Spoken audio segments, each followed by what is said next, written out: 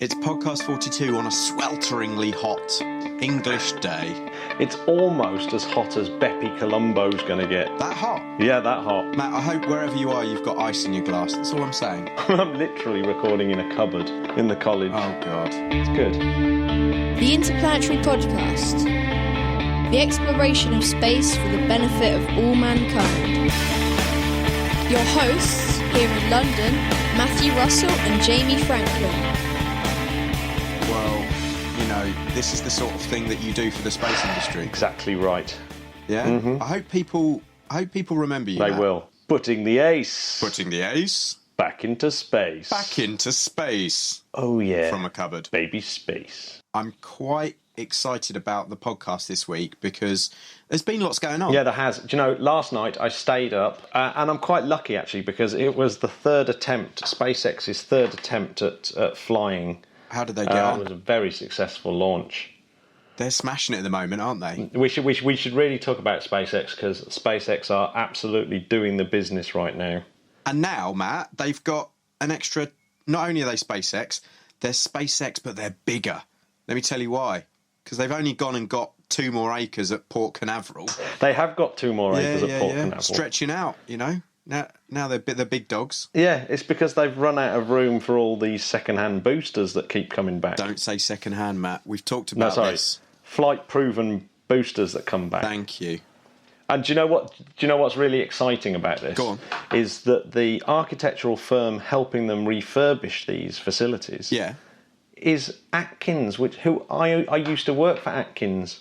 The diet people. No, W.S. Atkins, the consultancy worldwide. That makes much more sense than don't eat any bread. I didn't build a space facility, but I did build the noise fences from Wisley to Chertsey along the M25. You know, I hold it just as high, Matt. Thanks. Oh. What is brilliant is the fact that SpaceX in the last 12 days have launched 3 times. So to try and put that into perspective, they are now on 10 launches for the year, and most of those launches have happened in the second quarter of that year. It's pretty impressive, isn't it? Do you think it's a point to prove because, you know, they didn't have a great last half year to 2016? Well, no, they did have a really bad ending to last year, yeah. but it was only like a month ago that I was listening to some of our fellow podcasters. Oh yeah, space podcasters, and there was the discussion came up quite a lot about whether SpaceX were going to reach this fabled 12 launches a year, and like they're clearly going to do that. You know, barring a disaster. Yeah. You know, they're actually on for sort of 20 or 22, we're halfway including through the year. Possibly a Falcon Heavy. Yeah, exactly. And it's going so well for them that 4 launches in 32 days. So So what do you think, Matt? I think that because if you remember at the end of 2016, we did our list of who's done the most launches geographically. Yeah. And it was USA, wasn't it? I think that they're going to do it again. For the first time ever they'd beaten... Well, not the first time ever, the first time in a long time they'd beaten Russia. Yeah. But I mean, SpaceX are going to sort of do that figure on their own. So, you know, it's going to make the United States figures look really, really good. Absolutely, you know, it's a good thing. SpaceX are really, really, really going very, very well. And... the one thing that should be noted is not on this launch, because this launch actually was one of those launches where the Intelsat that they were carrying was so heavy and needed to go so high that there was just no way you could reuse that booster. It needed all the fuel it could get to get this thing up there. So it was a really heavy satellite. In fact, it weighed 6,761 kilograms, and a lot of that weight was extra fuel to get it into its very, very sort of high orbit. Just to put that into perspective, how much do you bench press, Matt, now? I bench press a similar sort of weight. It's the same sort of thing, isn't it? Yeah. So I can bench press an Intelsat 35E, pretty much. But one thing's really cool are the grid fins. This caused quite a bit of commotion on Twitter. Okay. Where the last couple of flights the reusable rockets that came back down were using titanium grid fins. I like the sound of them. Well, it's a statement of intent because, like, the aluminium ones were all well and good, but they kind of got a bit burny, and so that you couldn't really use them again. Whereas the titanium ones, obviously, are a lot more expensive, but it basically says we're going to use this booster over and over and over and over again. So it's a kind of reusability is here to stay. Are there some nice pictures that we can see? Because now I'm intrigued. Oh yeah, there's lots of nice pictures. Because normally they were white, but now they're just these gnarly titanium-looking fins. It doesn't matter if you're titanium fins or white. Yeah. Well, I think they're better. Just loads more expensive. Yeah, that's the only thing. Is it gonna break the bank? So yeah, SpaceX are killing it, and not only that, of course, we also had SpaceX the Dragon capsule which was a reused Dragon capsule, if you remember. That has splashed down in the Pacific Ocean this week, and one of the weird things is it was carrying mice. Oh Lord. So yes, so they had to rush and go and get this thing and get it to harbour because it was carrying 10 control mice from a live animal experiment that was going on the space station. Not many news outlets covered the fact that it had livestock on there. That they did, ignore that one. Poor little fellas. Yeah, that's not good. The Dragon capsule has been manned by mice. Yeah. Maybe they were trying to find out if the moon really is made of cheese, because that's what I was always told as a kid. Yeah. And I can't wait to debunk it when I go there when I'm 76. That's the age I worked out that I can go to the moon. Oh, is that right? Yeah. Oh, we've got a moon story later on, Jamie. Oh, have we? It's going to be quite exciting. But I tell you what, at this point, I'm going to bring our friend Debbie into the conversation. Let's see if we can get her in. Hold of her.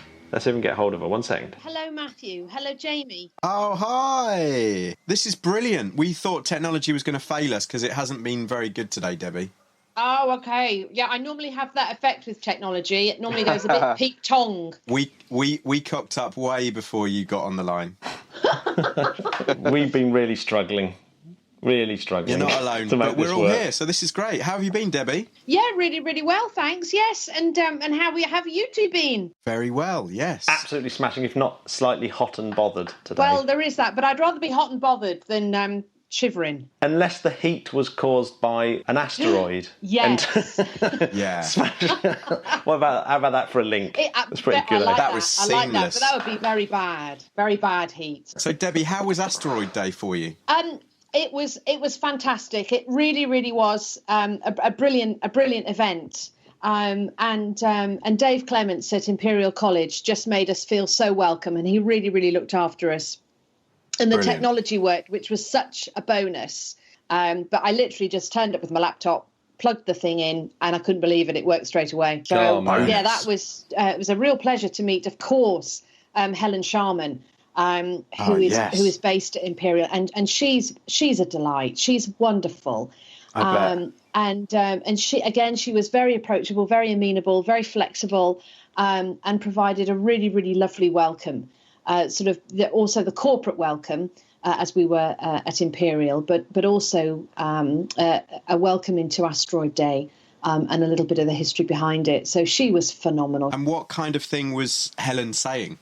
Just essentially really the importance of it. And sometimes that we forget, be earthlings, that of course our space infrastructure is also at risk, from really, really small objects. And she pointed out that a splash of paint had actually cracked the window on the Mir space station. Wow. Paint speck. Oof. Travelling at speed in space, it didn't break the window, but it had a big crack in it. Lord. Didn't Tim Peake take a similar picture of on the International Space Station of where a speck of paint has gone into one of the windows there? Exactly. So gulp. There's no immunity from wherever we are, be it on Earth or in space. There's no immunity from these tiny objects, or obviously even the bigger ones. So it was fascinating. I think as well for us that we've got all our satellites up there for satellite navigation. That's the word I was looking for. All of that is at risk, but of course weather satellites are up there as well. Of course, And again, with sort of ascertaining where, natural hazards are, sort of floods, hurricanes, that sort of thing that they can see from space. All of that technology is at risk. Yeah, it's also like food distribution, like all the supermarkets and farms and everything rely on satellite information just to get stuff in the shops on time. Like the supermarkets, it's like we are so dependent on satellites these days. It's incredible. Yes, and of course, what's really lovely is people like Helen, sort of wading in behind and lending their support for the Asteroid Day initiative, which was really, really encouraging. And yet really sort of quite extraordinary and quite exciting, really, to be sort of, particularly it's still in the early days, Asteroid Day, of course. So to have people sort of coming in and sort of getting behind it, getting behind the initiative and promoting it, for me is just so encouraging. Absolutely. And did you see a lot more engagement this year? Was it more in the public's kind of conscience? The lecture theatre at Imperial College was absolutely fantastic. And it held about, it had the capacity for 240 people. But I think we were missing a little bit of a trick in that I think we should have perhaps engaged more with technology and perhaps had an event where people could sort of, watch it online from the comfort of their offices or homes, etc. That was definitely something I really wanted to do. It was one of those things. I had a meeting called right at the last minute, right in the middle of the day. Couldn't get out of it, and it was just like, damn, I can't go. It's like been in my diary for months. And it was like, no. You weren't the first person. And in fact, I was having a lovely chat at lunchtime with a superb chap, Peter Birtwistle. Had lunch with him, had the pleasure of having lunch with him on the roof of Imperial College. And we were saying that actually, we celebrate or we mark Asteroid Day, International Asteroid Day, on June 30th, which of course was the anniversary of the Tunguska event in June, obviously June 30th. And we sort of thought, well, actually, how inconsiderate of the asteroid at Tunguska, right in the middle of sort of, term time, and on the last day of term, when, of course, people are phenomenally busy. So we sort of think, well, and then, so you think about February. Well, again, the weather can be bad in February, so people, can be stuck, they can't travel. So we were trying to think of maybe another day that was perhaps a little bit more convenient. Don't move the day. Don't move. I mean, next year it'll be good because it'll be a Saturday, won't it? Next year, exactly. It will be a Saturday next year. That'll And help. I think on that basis, I think it would be a lot easier. And certainly, we're not going to miss it next year. No, good. Definitely no. Marvellous. No way. Marvellous. Was there any of the talks that kind of really took your breath away, as in you weren't expecting amazing fact? Because I know you're kind of really up on this, so it would be quite hard to amaze you. But was there anything that you went, oh wow, I didn't know that? Well, of course. I mean, I've got to be honest. As a non-scientist, I was blown away because the majority of the speakers, of course, are eminent scientists and terribly scientific, and me as a lowly emergency planner, and I do my damnedest not to kind of stray into territory where I can get myself into a bit of trouble. But I think one of the things I did want to share with you, I know you were asking me for some NEO or asteroid facts. Well, what I can tell you, you might know this. Well, you might know this already. So my apologies if I send you to sleep. But the figures that I did a bit of prep before I went on the boards on Friday. And there are 733,000 known asteroids. And of that, yeah, exactly. Now, of that population, there are a total of 16,355 near-Earth objects. Well, how inconvenient of them to leave the asteroid belt. I mean, why do they leave the asteroid belt? I mean, it's just like so annoying. They were safe there. Back. This is why, detection is just so key to this hazard. And being able to monitor and track and identify and map the orbits of these objects is really, really key. And of course, I suppose the biggest thing, and I know that I sort of probably went on a little bit or waxed lyrical or bored you rigid about funding. back when we last spoke in February. And effectively, we need, in order to be able to sort of track these objects much more robustly and much more carefully, then obviously we need to have space-based telescopes. And of course, the biggest thing for me, of course, very sadly, that the AIM, the ESA, European Space Agency Asteroid Impact Mission, was cancelled. Because, or I say cancelled, perhaps I don't want to use sort of inflammatory language. Perhaps I should say postponed. Mothballed. There we go. And I sort of think, that for me was the sort of the main sort of, I say, takeaway, because that sounds a bit sort of a bit trite, really, but it's not. I think the main thing for me, really. The conclusion, we had a little bit of a discussion at the end after all of the speakers had spoken, and of course we were joined by Lembit Opik, the former Lib Dem MP, who was very involved with the task force report back in 2000. And what was really, really fantastic was the fact that he is very keen now to become involved. And part of the discussion that we had is obviously sort of lobbying the government, certainly in the UK. In order to sort of think about the contribution that the UK makes to European Space Agency. So, for these various initiatives that are required, basically as an insurance policy in order to keep us safe. It's not boring, because I think it's something that I suppose listeners can get involved, because they can write to their MP and say, we actually do need to do something about this. This is the thing, if we stay silent, then nothing will be done. You can't just have something happen and then that's when we all jump on it, which is often the way with governments. But so, Debbie, when you say near Earth, how far away are these 16,000? That's part of the uncertainty, really, of the hazard. And that's why sort of constant monitoring of these objects is required. And of course, there is a huge reliance on amateur astronomers and observatories and professional astronomers in order to track these objects, because obviously they vary, and of course if they sort of disappear behind the sun, then we can't track them at all. Which again, it sort of comes back to my point about having space-based technology and space-based telescopes, so that they can look at infrared far more easily. And of course, because there's very limited with ground-based telescopes, very limited sort of field of view. And of course, the difference between sort of daytime sky and nighttime sky. So I think that's the issue for me, really, more than sort of how far away these things are and how close they are.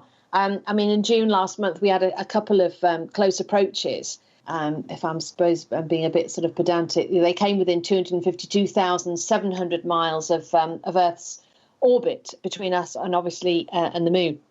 So they came within that distance. So they are considered, sort of close approaches. But luckily, thankfully, they didn't hit. But the issue, I suppose, for me is the frequency of close approaches. I sort of think that they're knocking on the door and say, hello, we're here. Absolutely. And we are in a very asteroid active environment and have been for some time.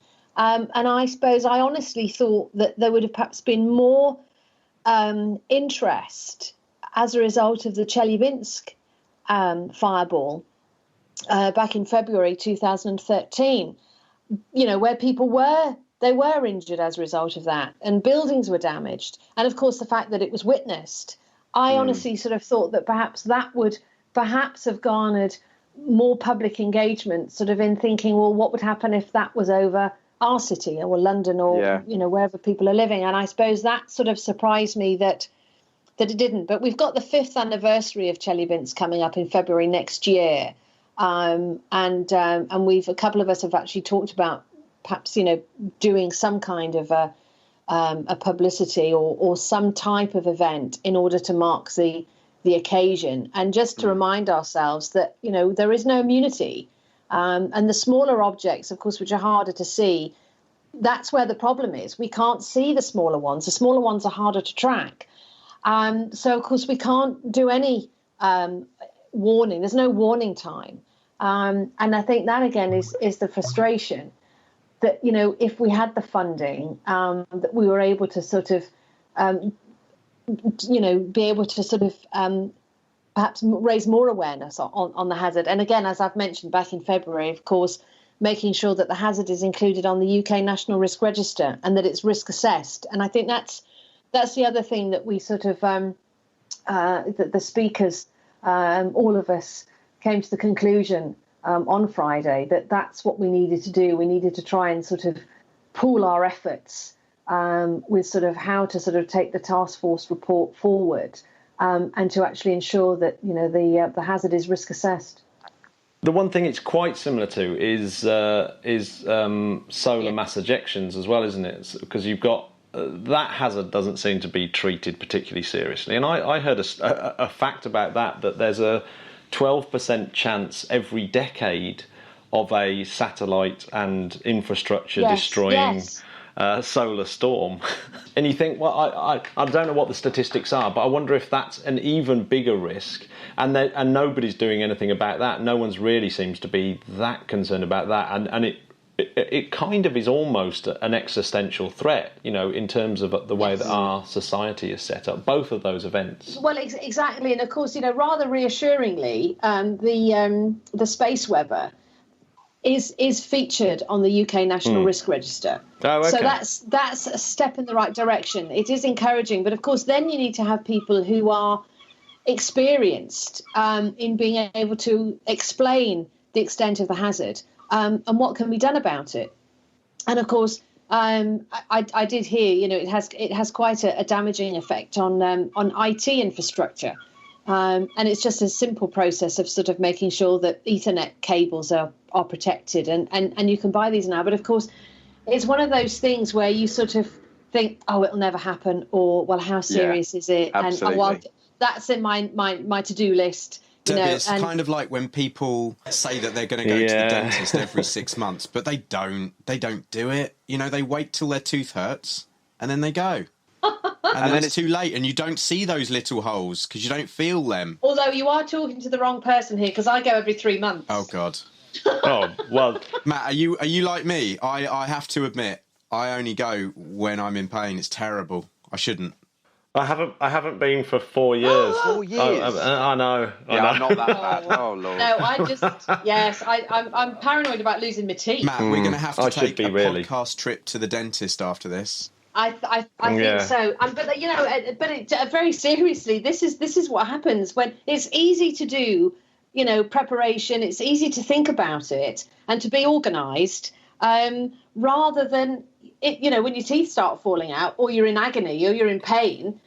That's too late. The damage has been done. Sorry, not. Yeah, all right, Debbie. Exactly. You're screwed, Matt. You're screwed. Oh no! Funnily now we're talking about. All my teeth are hurting. This is a good advert for Colgate. This week is sponsored by Colgate. Excellent. Perhaps they'll sponsor an asteroid deflection mission. Oh, I'd love that. We'll get some money go. for you. We'll get some money. Excellent. So, Debbie, what would you, in an ideal world, like to see? You spoke about, obviously, the money aspect is obviously a big thing and the awareness. But is there anything else that you'd like to see any more of that we can help with anyone who's listening today? Well, I think that's the key thing, I think, is public engagement, because I do appreciate that from an MP's perspective, that if they have a lot of people writing in with their concerns about the hazard and the fact that nothing's really been done about it. I also had a look on the government website, and if I raised a petition and I managed to get 100,000 signatures on the petition, then the subject, would be debated in Parliament. And I suppose that was, for me, sort of quite encouraging. And I think particularly with online signatures and that kind of thing now, that I think very quickly, I think we could have 100, I say very quickly, within a reasonable time frame, shall we say. Absolutely, that's doable.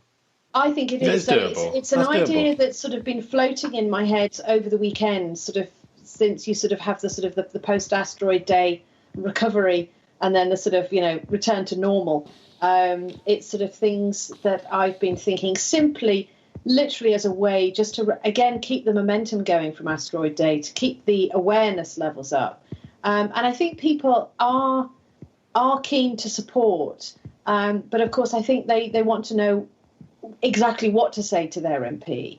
Absolutely, yeah. And I think for me, sort of basic, sort of simple messages for me would be increase government spending to the UK Space Agency, and that more funding and more autonomy with the UK Space Agency to fund research and development programmes and projects, and particularly in relation to work with the UN, because there are a number of work streams that come out from the United Nations, which again need funding in order to be realised, the potential to be fully realised. So of course there is an element of that, and I think really just to make sure that Brexit has certainly come at an interesting time. But I certainly think as the key thing as part of the Brexit negotiations is that the funding from the British government does continue to support the various missions for the European Space Agency, because we can do a lot with our European colleagues, and certainly continue to support the scientists, the space scientist fraternity, particularly with their initiatives, because it's far better if we could contribute to a European-wide program rather than us trying to sort of do it ourselves. So they for me would be the key messages. And certainly I sort of think if I do put a petition together, then I will let you know, and then perhaps we can have a chat about the petition. Oh, please do. I totally think you should do that. And as you know, Debbie, now that we're big time podcasters, we'll get literally tens of people signing that for you. So please let us know. Well, if every one of our listeners signs it, we'll get over that milestone by 10 or 15 times. See, I'm going the other way to Jamie. I'm just no. Matt's the confident one. Yeah, we should smash it. And if they tell their friends and they tell 6 of their friends, we do know other people in the podcast world. We should definitely get this out there. I think that should be our mission. We'll get it out to our friends at MECO and We Martians and Orbital Mechanics, so they'll get them out to all of those. Brilliant. I mean, I think that really, because petitions certainly do seem to engage members of the public, and the fact that they can then see very quickly, that their voice or their name carries weight. So I do recognise that people are busy and they perhaps don't have the opportunity to write to their MP, or even just ping them an email. Adding their signatures to a petition would certainly carry weight. And they can do it from the comfort of their smartphone. So exactly. I know that sounds like a Flash Gordon quote, but I'm serious, guys. Okay? Debbie, it's been really nice to hear you again and speak to you again. Absolutely. And we're both obviously gutted and apologise for not being there on Friday, because we would really have liked to have gone. We'll make up for it in 2018. We'll do the February day, a proper show on February again for the year anniversary of our first show and the. Chelyabinsk. Chelyabinsk. That would be fantastic. And but yes, guys, I'm sorry that you were otherwise called away. I do hate it when work gets in the way of Asteroid Day. I know. Well, we've still not met Helen Sharman, and I'd like I said, Lewis Dartnell was there, wasn't he? Yes, he was. One was. of the speakers. Yes, and I had Lewis Dartnell. I had Jonathan Tate from the Space Guard Centre, and of course that's the home of the National Near Earth Object Information Centre. We had Peter Birtwistle, because he was providing the talk on amateurs and near Earth object follow up. We had Denis Pellerin, who did a wonderful presentation on Dr. Brian May's astrostereophotography. And of course that was in 3D, so we were sitting there with our 3D specs on, and that was just phenomenal. It really, really was. And then Jerry Stone came along and he gave his presentation entitled "We're All Going to Die." I've been to that one. Yeah. Brilliant. And then Simon Green, Professor Simon Green from the Open University, he came along and discussed the asteroid impact mitigation test mission, so that the link up there with ADA and of course AIM. So it was really informative, really kind of instructive. And I met a younger version of me which sounds a bit bizarre. But I was approached. There was time travel involved. Exactly. I like it. Exactly. Well, it was Imperial College. So. Indeed, anything can happen. And I met a lovely student from another university in London who's doing risk analysis in relation to near-Earth objects. And he wanted to come and talk to me while I was in London. And I said, well, forget just talking to me. Come along and to Asteroid Day. So he came along and he found it absolutely fascinating. And he was brand new to the subject. So for him, it provided a really, really good grounding and great for me that there's somebody looking at this, again, from a risk perspective, to be able to sort of provide that service, to someone doing his dissertation at master's level was extremely rewarding.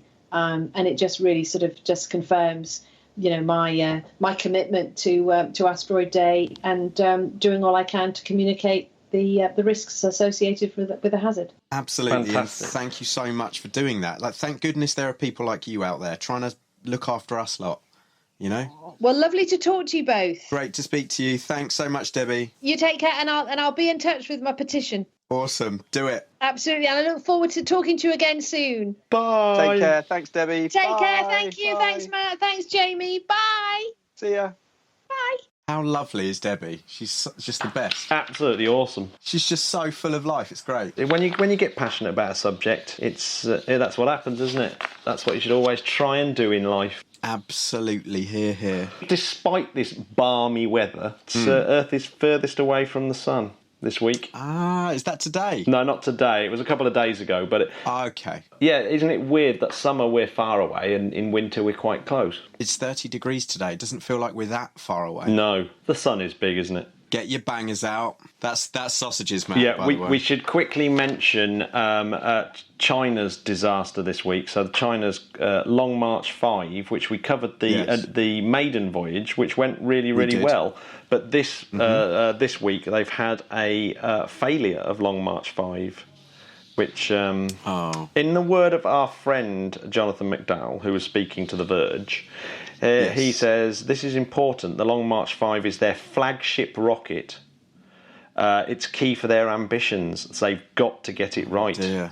Yes. But well, let's hope they can pick up the pieces and have a successful launch. In fact, actually, I should mention that Elon Musk did actually instantly tweet that he felt really sorry for them, and it's always really hard to see people having a failing rocket. He knows what it's like. Yeah, exactly. So, yeah, there we go. And look at him now.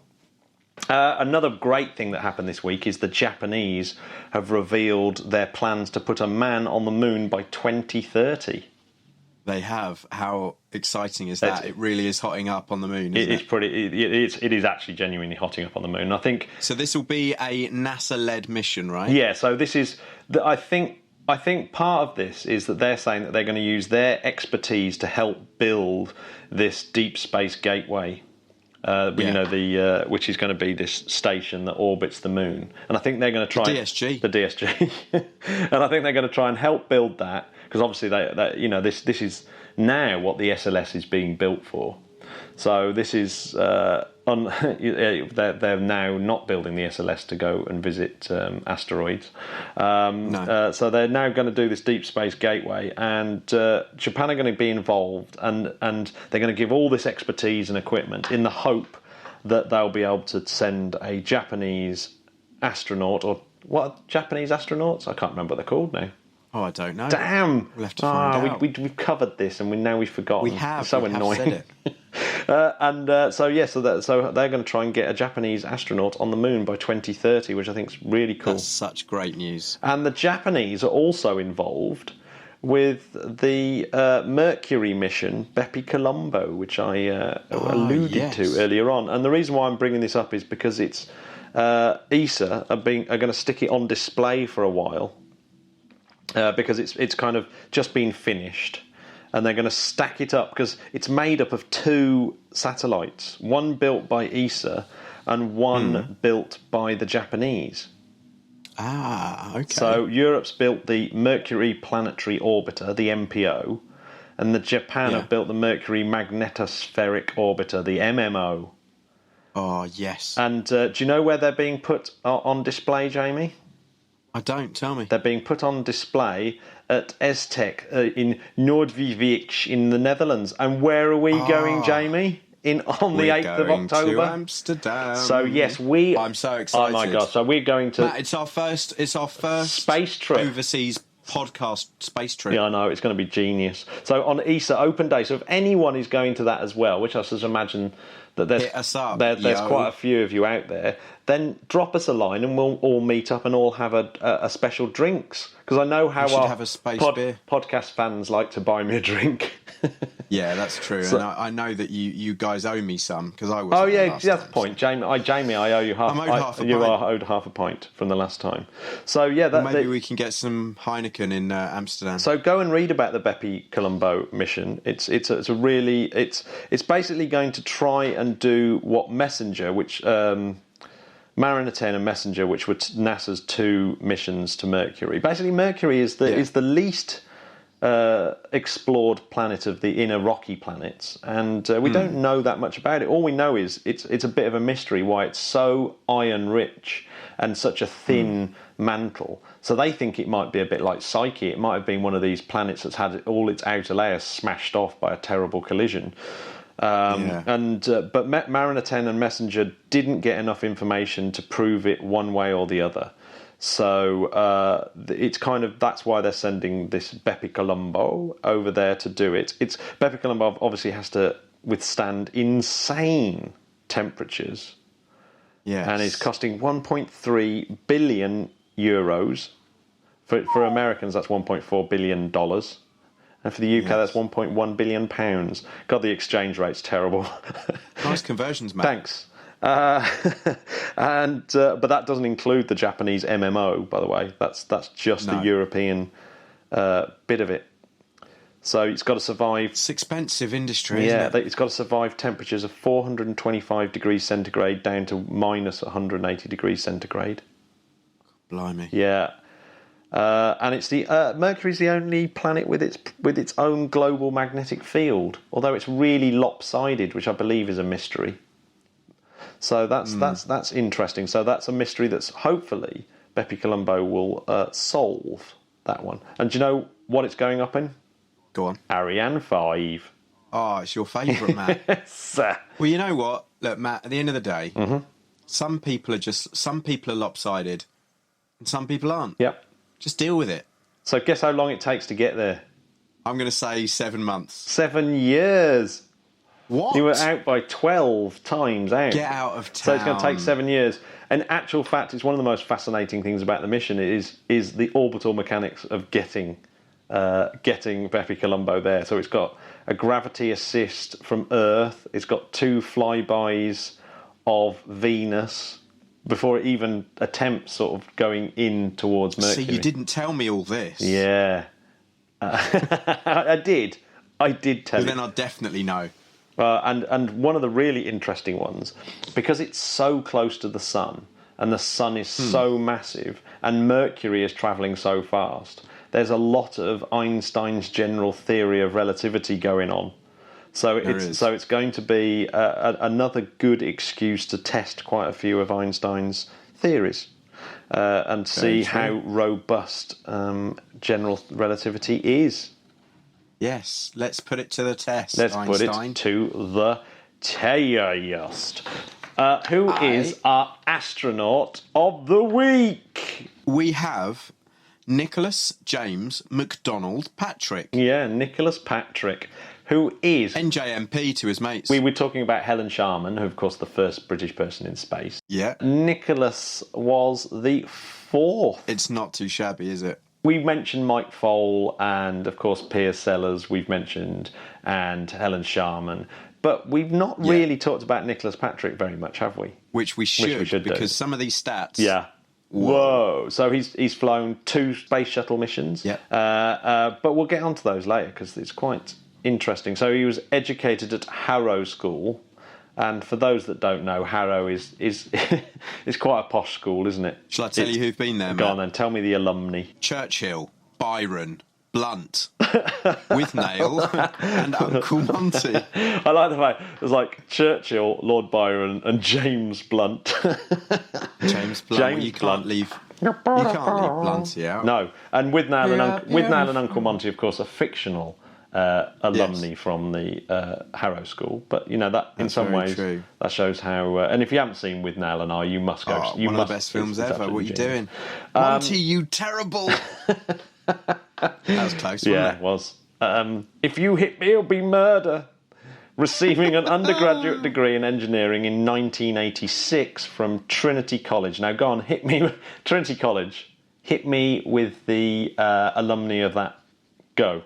Okay, you ready for this? Yep. Newton, Maxwell, Rutherford, Bohr, Bertrand Russell, Old Uncle Martin Bertie. Rees, Tennyson, Vanessa Feltz. Vanessa Feltz. Richard Osman. I like Richard. Iron Maiden's managers. Iron Maiden's managers. And the owners of Sanctuary Records when they were going. Anthony Gormley. Anthony Gormley. Absolutely. Yeah, the Gormeister himself. So, Incredible. yeah. Well, I mean, it wins on Newton, Maxwell, Rutherford, Bohr, Russell. I mean, that's just as enormous as it can get. Yeah, it's ridiculous. It's pretty big, isn't So it? he's, standing on the shoulders of giants there. And while he was at Cambridge, he learnt to fly in the Royal Air Force's Cambridge University Air Squadron.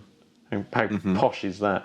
God, it really is. And he spent his summers as a civil engineer inspecting bridges in New York and Connecticut.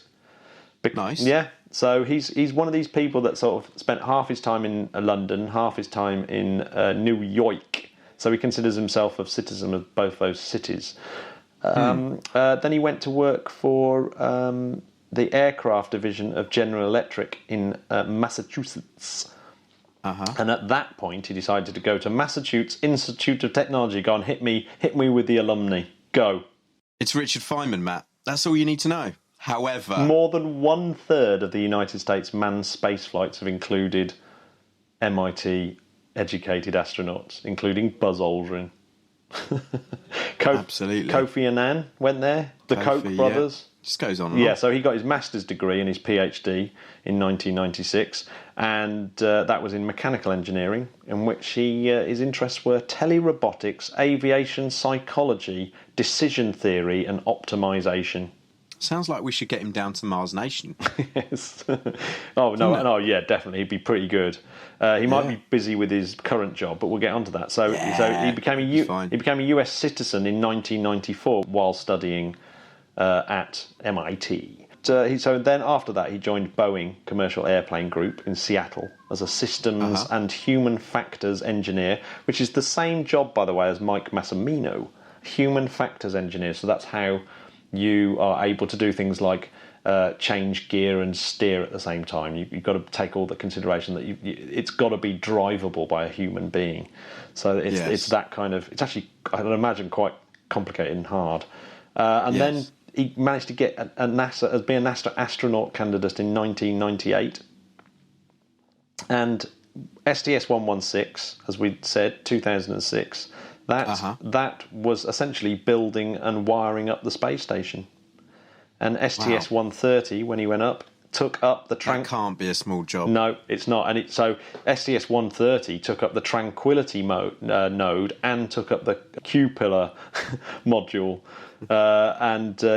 He's known for putting on the finishing touches of the Tranquility module. So that's, Imagine that. Yeah, so he's one of the sort of builders. Essentially, he's the builder of... He's the builder of dreams. Yeah, and he took up a Scottish flag that came from the Parliament. And now that has been left in the museum in Edinburgh. He's worked as a Capcom. He's also been an aquanaut and have been down in Nemo 6 and Nemo 13 on training missions. And in 2012, he retired from NASA and joined Jeff Bezos at Blue Origin.